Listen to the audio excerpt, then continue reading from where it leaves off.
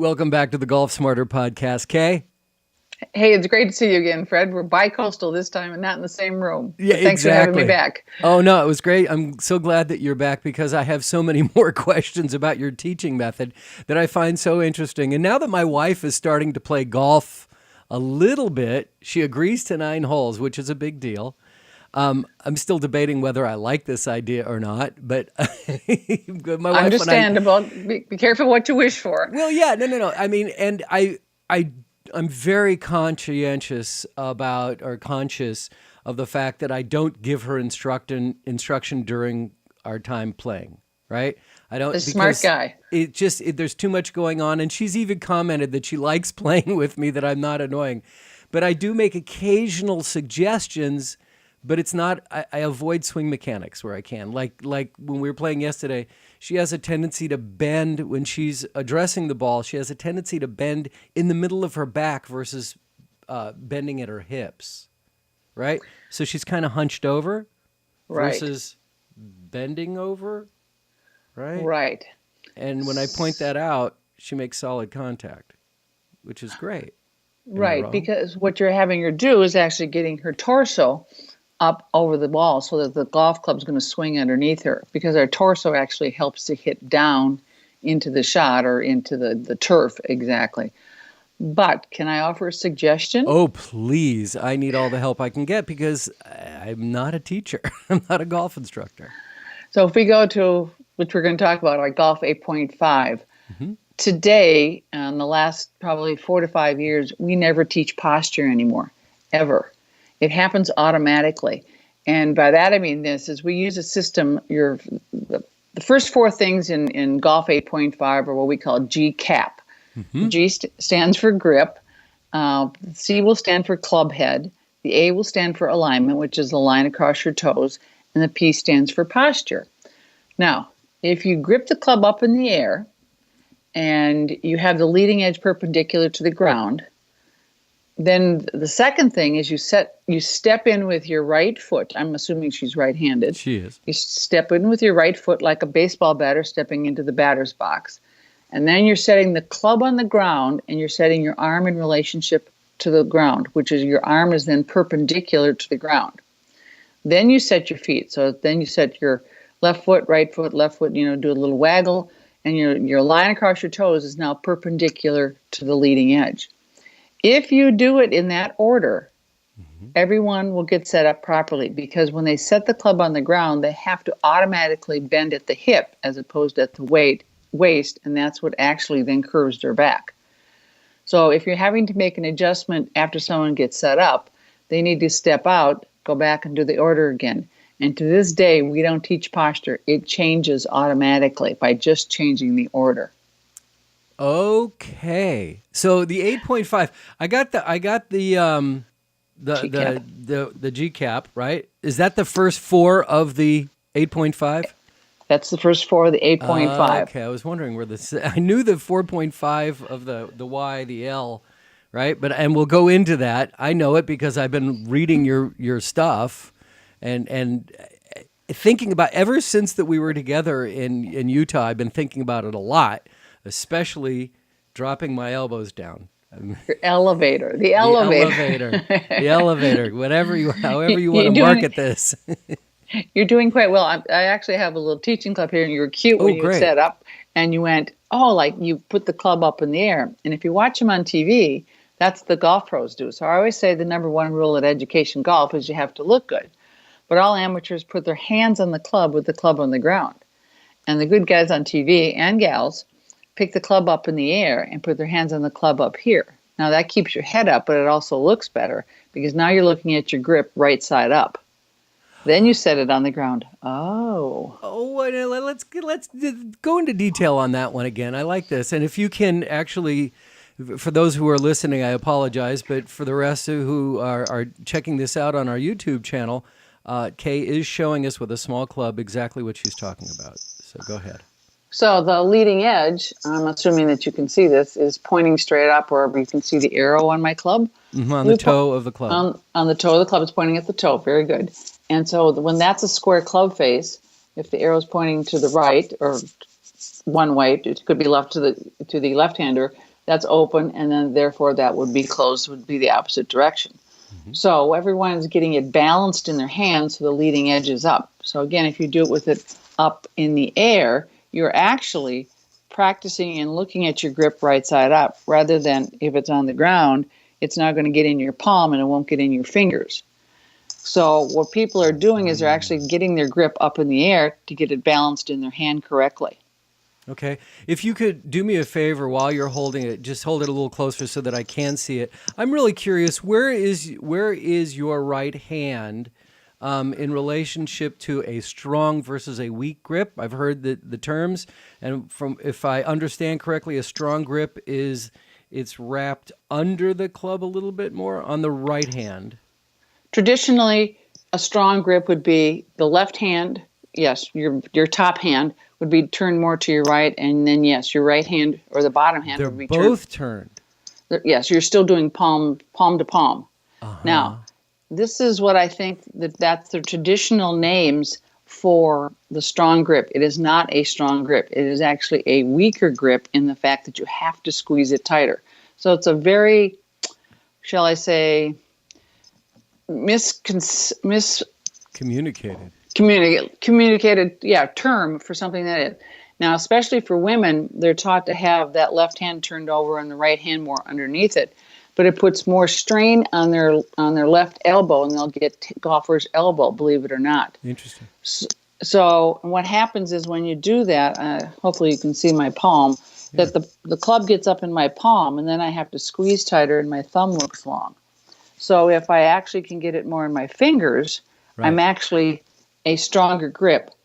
And if people talk to you about grip pressure, they're attacking the wrong thing or looking at the wrong thing. If it's actually more in my fingers than my palm, I will have the appropriate grip pressure. I won't have to think about it at all. So our Golf 8.5 tends to simplify everything that declutters people's 6-inch attic, if that makes sense. Yes, it does. We should do a Skype lesson with your wife. Yeah, okay. I'll see if I can get her to agree to do that. It's hard enough to get her to play 9 holes. And it's like, really? Do I have to hit a bucket of balls beforehand? Are you kidding? You're not going to take any practice swings at all? Please don't do that. I'm curious more on the club. So we've really talked about the grip on the G cap. And you want to break down the G cap one more time? Certainly. So if we get the grip with the club up in the air, that's the biggest secret. The second thing is the C stands for club head. What we're doing is we're aiming the club head so that the leading edge is now perpendicular to our target line. But the biggest secret here is that we step in with our right foot. All amateurs do what I call the penguin walk, and they kind of shuffle their feet up towards the ball, and then they try to figure out how far away they are. If we actually set the club on the ground first, that tells me exactly where to stand. Because the number one question I get asked all the time is, how far do I stand from the ball? Traditionally, people give you a standard answer. There cannot be a standard answer because everyone has a different arm length and everybody has 14 different clubs. So if you set the club down as it's designed as a yardstick, it will tell you where to stand every time. And the G-cap system holds true from your putter all the way to your driver. Putter? Putter, when you think about it, it's shorter, it's more upright. So I first have to hold it. Then I set the club head down and I aim it, and then I set my feet. And if you watch how everyone sets up this weekend on tour events, they don't do it that dramatically, and they've done it so many times that they are actually doing that the same way. And my beginners all the way to my experience go, oh, you're right. That's how everyone does it. So that's the C. So you're setting the club head down as it's designed. And if you do that, you have the right angle in relationship to the ground because there's an angle, and then you will have the right distance you are from the ball. You will always be the same distance from the end of the club, but you will be different distance from the end of the ball, from the ball, not the end of the ball. Yeah. Okay. So no, that's okay. I'm with you on this, and so I'm thinking about when I address the ball, I usually start at my left foot. Boy, I'm doing this all backwards. I can see that now. I start with my left foot, then put my left hand on the club, then put my right hand, then bring up my right foot. I'm going backwards, huh? Well, you are in a way, because then I bet you people have No. told you you're misaligned. Well, And I thought, I'm yes, I'm only thinking that I am because why does the ball keep going to the right when I'm aiming right, straight at the target? right. If you change the order of how you first do this, you will be lined up correctly, because you're first aiming the club, kind of like a gun or a bow and arrow. Then you're setting your feet to the club. But if you aim the club where you want it to go, then you're setting your foot line so it's parallel to, or it's perpendicular to the leading edge. And so when you're So, saying, when you're starting with aiming the club, we're talking about putting the grip first, starting with your grip up in front of you, the way you correct. were explaining, with your hands up in front of you. So you have the proper grip, you're looking at it, then you bring the club head down, right? And you were talking about Right. where that And what you're points. also doing is, when you do this, the club head would be in front of your face so that you can see it. But Mm-hmm. as you do this, this is what's called head high. Hopefully, can you see my wrist or Now bring them whatever? closer to you. So there you go. Yes. Yeah, Something like like that. that. Yeah. Okay, here we go. So what you're actually doing is, now it's head high, so that the arms aren't straight.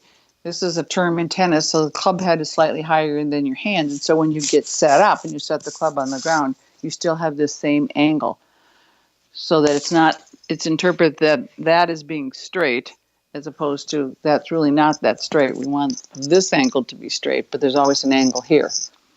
This creates too much tension in your shoulders, and then people tell you to relax.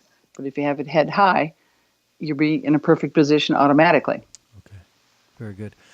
For those who are listening and not watching, I just want you to know that scraping little sound that you continue to hear. I wish that I could do something about it. I can't.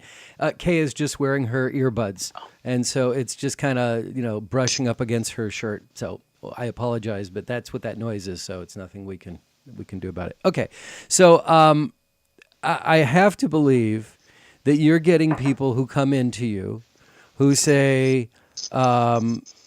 Listen, I'm so inconsistent. It's driving me crazy. Every shot, I'm either going from a pull hook to a slice. I'm losing distance. Is there any? I'm so inconsistent. Like sometimes I'm hitting a fade. Right, that's the most consistent shot I have is a fade, but I have no idea on how to hit a draw. But I don't want to change my swing. I just want you to fix it. Right? I mean, you've got to have Well, people come in all the time. yes, everyone says, I want to get better, but I don't want to change anything. It's a Right, exactly. common rule. Yeah, and I've got a So, tournament this weekend, so make it right. work. And I go, well, we're not going to change anything today. So basically, what I do say to people is that I will never change anything that they don't want to change. If they don't want to change it, they're not going to change it. So it always becomes a choice matter. Like if I go to a restaurant, I'm not going to tell you always have to have a steak or lobster. You may want a hamburger. So if they want to change it, we can give them a way to change it. So how we do it is we basically show them their swing as it is. And generally, no, not generally, all the time, I never say anything. When someone goes, ooh, that doesn't look very good, I don't like that. So then we talk about how to change it. Then they accept that they can change it. And I will then show them, probably within 3 swings, a dramatic difference of how it's changed. And they go, oh, I can do this. I go, yes, it may be a process, but you can do it. So if they can't do it, then we adapt to what they can or they can't do. But generally, it won't take me longer than 3 to 4 swings to change somebody. But they have to want to change. And when I show them the change, they're just in awe that it can happen that fast. And it'll Sure. give them results. The changes we're making, too, is in their understanding of the tool. Most people say, well, I've got to keep my head down and watch the ball. But that's not the thing that's moving. The thing that's moving is this. Is the club head. Is the club head first. But you don't want to be watching the club head. Yes, we do.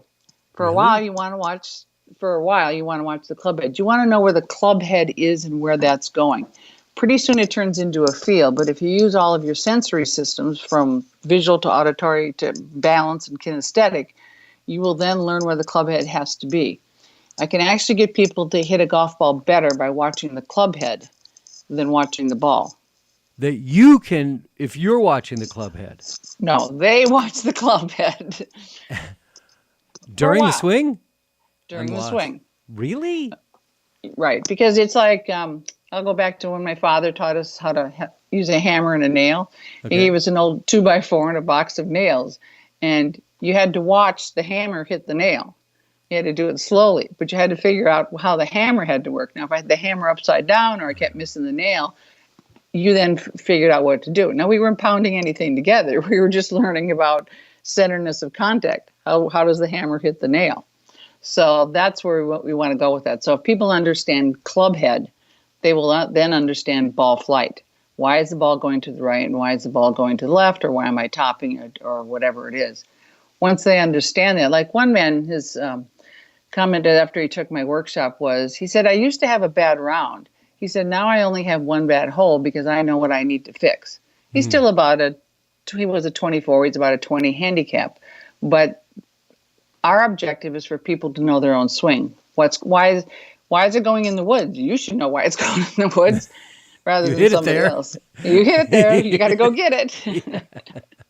So we have people watch the club head.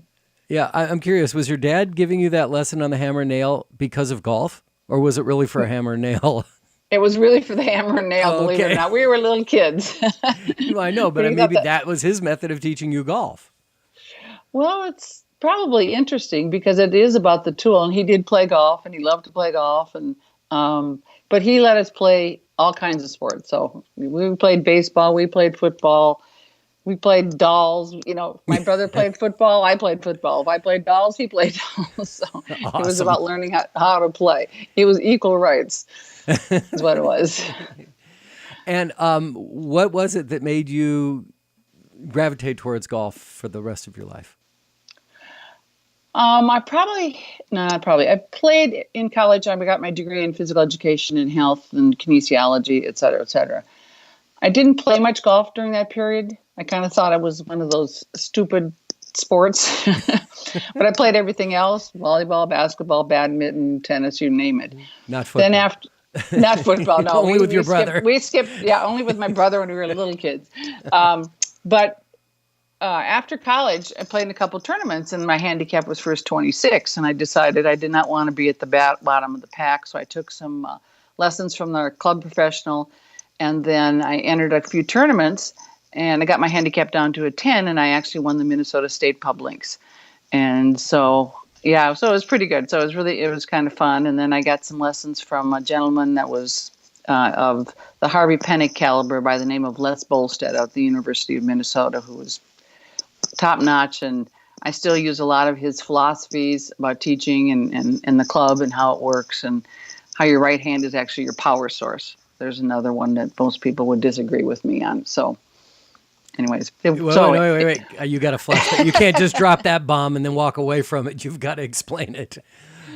The right hand is the power source. Your right hand is your power. Yeah, and for the left-handers, that's your dominant hand. Yeah. So traditionally, what's taught is that the number one error in the golf swing is that most people get to the golf ball and they start to flip.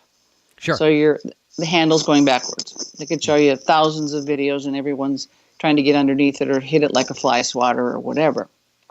So then everyone says you're using too much of your back or your right hand, but that hand is just passing your left. So he taught me how to keep my hand in what's called an extended position in the wrist, and that's actually what hits down into the ball because it keeps the leading edge flush to the ground. So your right hand is staying in, and technically this is extension when your fingers are back, and this is flexion when your fingers are forward. So your right hand is actually staying in that position. And then when you do that, you're actually hitting it squarely center of the golf ball to the center of the club face. I know, it's different. No, this is good. We had Bobby Clampett on a couple weeks ago talking about his impact zone and the divot. I spent a lot of time, and I love talking. I don't know why, but I'm so fascinated about the divot and having it be 4 or 5 inches in front of the ball, where most of the amateur golfers and high handicappers, like you said, are trying to lift the ball up in the air, and their divot is anywhere from an inch behind, if there's a divot at all, right? An inch Correct. behind to 6 to 8 inches behind the ball. And they're wondering why they topped the ball or why did it just pop up in the air? It's like because you're swinging way behind the ball.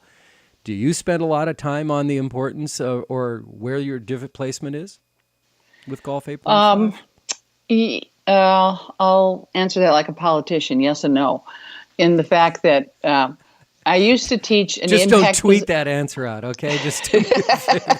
I'm not tweeting anything. Trust me. Ed Golf Smarter asked stupid question. He's an idiot. No, I love Golf Smarter. Thank you.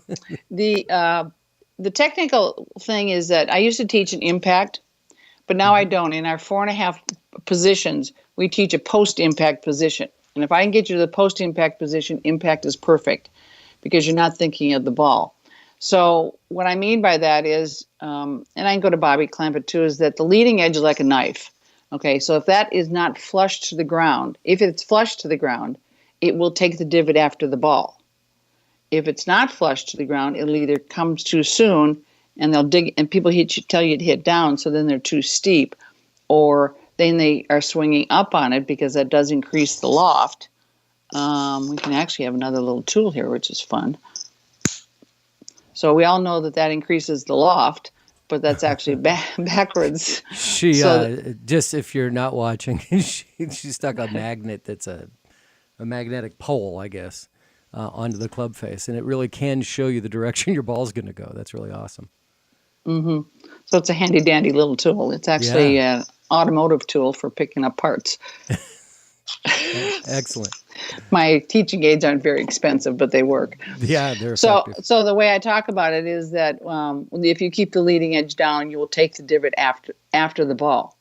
So in our third position of the golf swing, the club head actually has to stay on the right-hand side of your right hand, or your right hand has to stay in extension. And if that stays in extension, then your arms do get extended. Okay. It's kind of one I could show, but we're working on it. Yeah. So, and if you do that, you always keep your hands ahead of the club head. Then you have that longer impact area of that 4 to 5 inches. But if I tend to do a flip or scoop or helping it, all kinds of terms for the same thing, then my impact area is a little nanosecond. So that's why people get all different various ball flights. The days that you're good, you're very, very good, and the days that you're bad, you know very well the days that you're bad. Bad. You don't have to remind it of the days that you're bad because they're all too frequent. It's the moments that you're good and the round that you're bad, I think is more what reality is all about. Okay, so we covered the GCAP, which is the first 4 points of Golf 8.5, but now the critical parts are the second 4.5 elements. Why don't you break those down for us, and then I can ask you questions specifically about those things. Okay, and you're absolutely correct in calling them elements, or we call them parts. If people learn things in chunks, and so that's why we've taken the 1001 things that you're told to do that sound like little Post-it notes stuck on a wall, and we've broken it down into just 4.5 things in the swing. And the common thing that we get from people, they go, well, that's way too simple. Don't I have to do this? And I go, I can make it complicated, but you don't. So basically what we are is once we get set up over the ball, those first 4 things are done, the GCAP system. As you take in business, people tell you to swing outside the box. Well, we teach you to swing inside the box. You are the box. Okay. So the club head, and we're not calling you a square head or anything, but the box is basically you, a blockhead, right? So the box is you. So if the club head stays within the width of your body throughout the swing, you can then learn to swing as fast as you want to. So if the club head gets outside the width of your body, you have to slow down and you fall over and you lose your balance. So basically when I get set up, the club head and the shaft and my arms look like the letter Y. So got it pictured? Mm-hmm. So as I take it away and I turn my chest in my chair 90 degrees, I'll be careful not to get my turn 90 degrees, the club head is staying within the width of my chest, and I have a Y with then the club head and the arrow being up. So that's the turn or the takeaway, how we take it away. The top of the backswing is the second position, which we call the L, meaning, and the L does not stand for wrist. The L stands for elbow. Okay.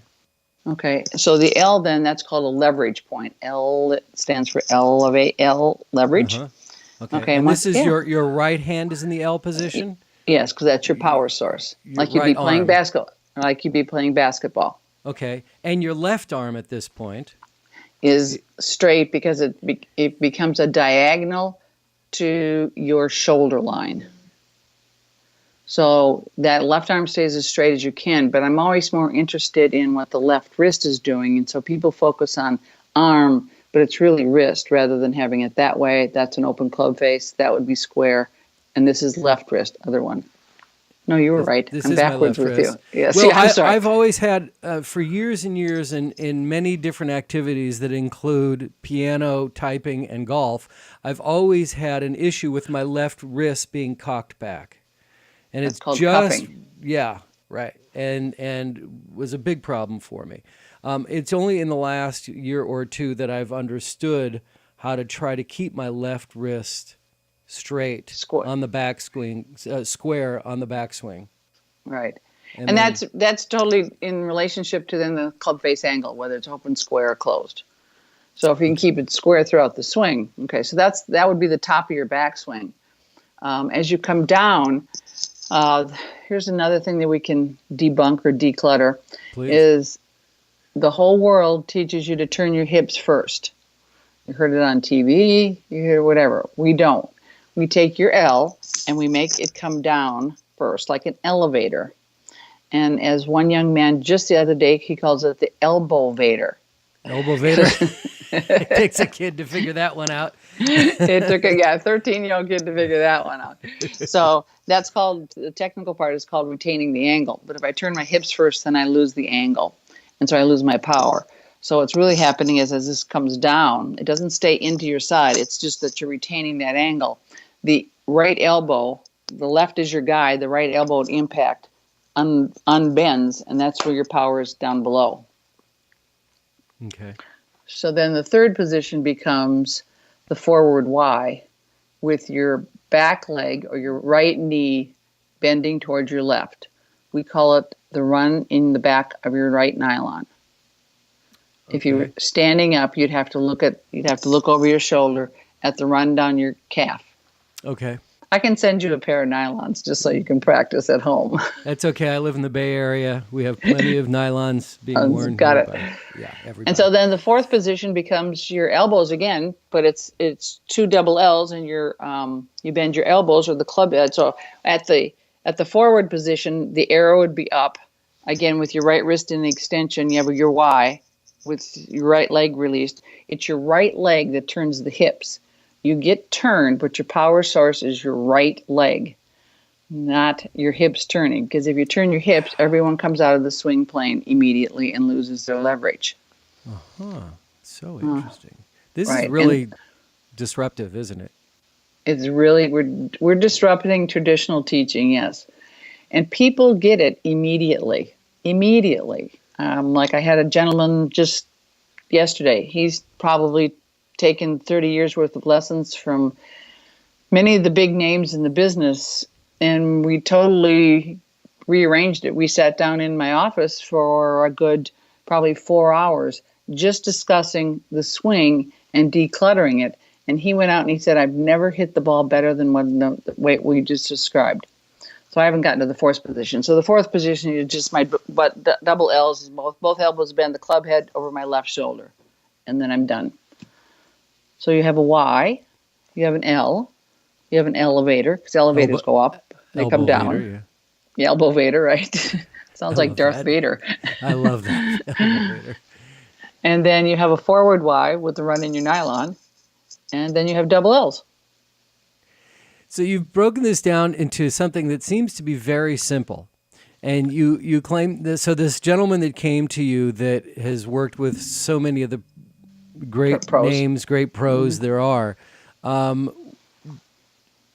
he a high handicap, mid-hand? I mean, he had been a 6. So he's a good golfer. He was. Then he had some health issues. Now he's trying to come back to it, and he's now a 20. And he wants to be back at a 6. He wants And to he's shoot. probably much older than he was then, and not as youthful, Not and as athletic flexible. and yet flexible and all that kind of stuff, and he's hitting it better. His goal is to shoot his age. Okay. So, Well, and people have goals like that, right? And the method is for the masses. It can be for the new golfer to the experienced golfer, because we get results very quickly without complicating it. And everyone goes, I can get rid of so many things in my head. And that's what it does automatically and very rapidly. And that's such a critical thing to quiet your head down before you take your swing. Right. Did you do that? Do you, when you rehearse this or practice this, do you try to do it at a normal pace, or do you break it down and try to do it as slowly as you possibly can? I used to use the word slow, and it's much slower, but it's like when you learned how to drop, deliberate and specific. Okay. Yes. Get to that. It's like learning to drive a car. You get to the stop sign, and when you're a kid, you had to look both ways at least 3 times. That's an awareness drill. Are there cars coming, or aren't there cars coming? So we do the first position, look at it, feel it, memorize it. Second position, so you're getting to it, but you're breaking it down into parts. So yes, it's slow. It's not putting it together. So the analogy we use oftentimes, and many of your readers or your subscribers will appreciate this, is like making margaritas. You first have to get the parts. What are you implying about my listeners? It's what you do at the 19th hole. You get the parts, and then you put it in a slow blend, and then you put it in a faster blend. So when you get your parts, you will then know the swing. Where's the club head in relationship to me? Is it square? Is it inside my body frame? And if you know the parts, pretty soon you can do it fast, and you won't have to look at the ball. You can look at the ball now. You don't have to look at the club head. But it works. I can see how it would. But traditional, and again, we go back to the being disruptive, but traditional golf instruction, and I'm only basing this on the 500 plus conversations I've had with golf instructors on the podcast. There's so many different elements. You've broken this down to be something very simple. Do you find that you have students who come in who may have been very good golfers or are very good golfers that are saying it's not complicated enough, it's too simple? This is probably best for a beginner. No, actually, once we explain it and we talk about it, they actually go, oh yes, I've got too many things in my head. I've been told too many things. And all that stuff that traditionally we used to teach, or we still do teach, all of that does happen, but you don't have to now think about it. Like somebody will start to say, well, in my backswing, where should my knees be? Where should my left toenail be? Where should I? And I go, okay, let's just turn and make a Y. And they go, but you didn't have to think about your knee because it happened. So I get very little resistance from anyone that's even been a good golfer, because they see the potential in it. And I have many people who are experienced, single digit handicaps that have gotten to be less than single digit handicaps. Like I've got one guy that used to be a 13 and he's now a 2. Wow. Can I do that? So you can do that. Sign up for being the 2? I don't want that pressure. It's just too much pressure. But you would think that yes, they would. It's a disrupting traditional teaching. Yes, I had to ask myself when people came back after my original lessons way back when I first started teaching, how come they don't get it? Well, I thought I was pretty smart, but then I realized that I wasn't that smart, that if I'm telling them this stuff, why aren't they getting it?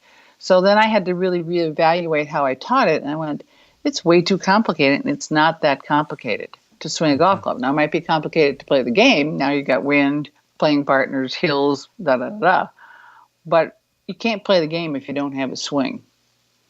Easily 10 years or so ago, I did a golf school in Arizona, and the woman that was giving me instruction, actually it was my wife and I both, it was her first time she had taken a lesson. She kept saying, all right, she kept explaining to do something, and I'm like, I don't understand what you're saying, and it has nothing to do with how thick your accent is. I just don't get it. I don't get it. And she just kept repeating it over, going, don't you get it? And she was getting really annoyed. And I'm like, I don't understand what you're trying to explain to me. I felt awful about it, but she didn't make it any easier at any point. She just kept repeating herself over and over again. It was like, oh, we are clearly not communicating here. Right. Well, it's kind of like when you go to France and I don't speak any language and you say something in English and someone doesn't get it. You just scream at them louder in English and You they say still it don't louder. get it. You just say You it louder. speak slowly and louder. Do you No, I don't understand. Yeah. So what we do is we use a lot of analogies. I first find out what the person does, and we can make analogies to what anybody does. And if you can make an analogy to what the person already knows, that they might be an engineer, or they might be a cookie baker, or they might be a bass player, we will then use those analogies so that they start to learn faster. Musicians are a great example of how we learn in chunks, is that they first start off with a few notes and they might be playing whatever they're playing and they hit a wrong note. Well, they all start over. Golfers just stand there and keep swinging and swinging and swinging. But I make people start over with, once you take a swing, you got to start back over with the G, and you're starting to build in this pre-shot routine. So we're using a lot of the same learning techniques that you would learn in anything, step-by-step process. I in the last year or so, I started playing ukulele, and I've taken a couple classes. And one of the things that the teacher said is, never worry about hitting a wrong note. You're just one fret away from being right, and people will think it's jazz. That's good. Yeah. Now that I know you play the ukulele, you're going to bring that to the next ING conference. No. So it's not coming out of my room. On the GCAP part, we talked about the grip, club head, alignment, posture. Then we did the other 4.5 with the elbow vader. What we didn't talk about in any of this, and I'm really curious to know your thoughts, is the placement, the ball position. Where is the ball situated in your stance in all of this, and is it changed from club to club? I have used the word, if you set the club down in GCAP as it's designed, the ball placement will take care of itself. So one of my business partners in an adventure, he kept saying to me, because we went from putter to wood to iron, where should the ball be placed? I never answered the question, because if you place the club down as it's designed in an iron, is the handle ahead? Yes. So what you're really doing is you're setting your arm in relationship to the ground. So once that has happened, I will then stand in the appropriate place. If I do the same thing with the wood, the handle sits slightly behind. So now I set the club head as it's designed, and it will then tell me where to stand. So the club head, the club, if I set it down in the GCAP system, will always tell me where to stand. So you don't have to worry about it. Now, you can change ball positions by wanting to make the ball go higher or lower. But we're just talking about a vanilla shot, the way it's designed, an everyday swing. And I'll do the same thing with the putter. If you set the putter down as it's designed, most putters today have a little bit of a gooseneck. They're already telling you that your hands have to be slightly ahead. It will tell you right where the ball placement has to be. It's automatic. So when you're saying placing the club head down, you're talking, because I've seen people who will put the heel of the club head down with the club head itself pointing way up in the air. They're on such an angle, right? It's on such an angle that the club head is pointing up towards the sky. The toe is. Right. So if you have it like this, and I'm assuming you can see me, if you have it like this, and then that's hopefully pointing somewhere at you, at our target, and I have the heel up, where's the ball going to go? To the A left. different direction, yeah. Yeah. Does that increase a draw? Does that help with the draw, or that just pulls the ball? That just pulls the ball generally. Mm-hmm. It could create a duck hook, but that's why you also have to understand if you're on a hill, where's the ball going to go, because that's how it's set up. And if I do the same thing, where's the ball going to go? So the ball will go with gravity.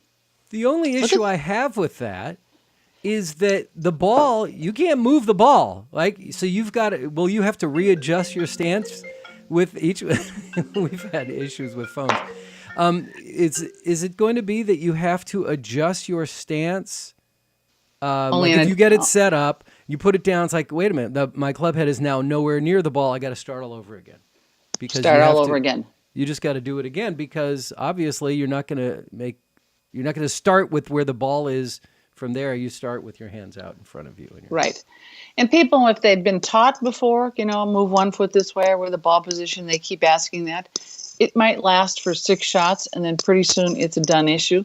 Because if they really start to get into the oh my gosh, telephones. Yeah, well, I'm gonna tell them I'm not here.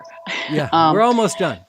Yeah, that's okay. So anyway, as I set the club down, you almost have to see it to really believe it. And people just go, that is the most amazing thing. Because golf pros, when they do it, they're not thinking ball position anymore. And so we've actually done, by doing that, they've taken one less thing they have to think about, because it happens automatically. Because the ball position, because the handle in a wood will be slightly back, and then the iron is slightly forward, so that automatically changes my ball position. Wow. Oh, boy, I have some things to share with some people. Why don't you share how people can get in touch with you and your URL and your YouTube channel? I'm sure that there's a lot more instruction available already out there if they can get to that so that they can get in touch with you. You can actually, yes, the YouTube channel is Education Golf, EduKayTionGolf. And obviously, it's still Education Golf, www.educationgolf.com. And on that, we have some learning videos that you can actually see some of our students. I have a young lady that does it quite well. She's our model for this in the parts and then puts it all together. We're also going to be starting to do some Skyping online lessons with people and using some other techniques. So we're going to expand so you don't have to be live and in person. Even though we think it's better, to hopefully that'll get up and running. Well, we actually are doing it already, so not a big thing, but so people could do it that way. So they can also call me, but all the information's on the website. And we are in upstate New York, but we do travel, so we can come to clubs, and we're also doing some guest instructors at different clubs, so that other pros are bringing me in to do a 1 or 2 day workshop. For ladies groups or whatever, and just to offer them something new and unique at their clubs. Do you ever notice that are women more receptive to what you're teaching than men? And I hate to generalize, but I'm going to. I have found that women, especially beginners, have had a lot of information given them by their helpful, hairy husbands. So they come with these very strange setup systems.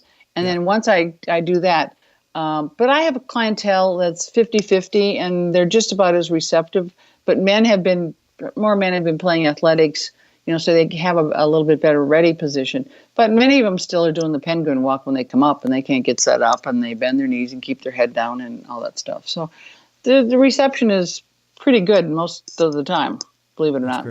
That's great. Well, because it's helpful and it makes a lot of sense. And I'm so glad that you had time to come back on the show to explain it further, because I've been thinking about it so much since the first time you were on this show, and I go through things where I'm going, because the 4.5 part, the LYLYY, YLL, and elbow vader. Oh my gosh. That has helped me more than anything to remind me to not cast and to keep my hands, back before, because they're we're always forward.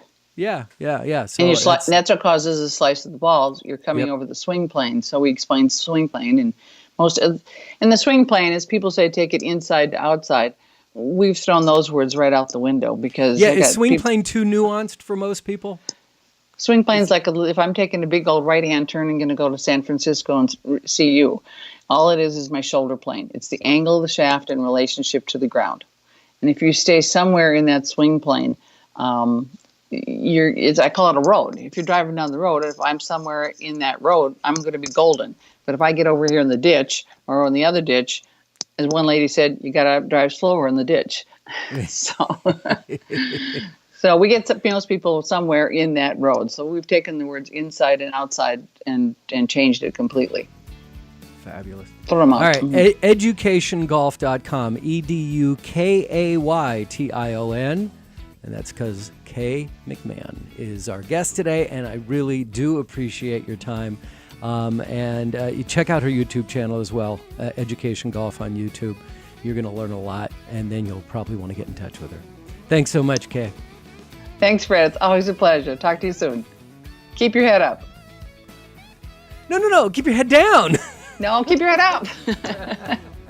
Click on the link below to subscribe to our free weekly interviews on the Golf Smarter podcast at golfsmarter.com.